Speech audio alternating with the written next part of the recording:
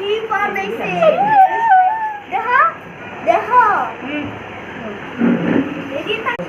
এদিকে দেখো না বাবা তুমি দাদা দাদা দেখো না এটা দেখো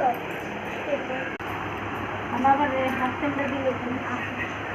কিছু আইলো নাও তো হ্যাঁ একদিন তার সাথে কি হলো বট নাই ওই যে পাপা আইছিল একটা পাপুলিশ আইছিল আর আইসক্রিমটা হলো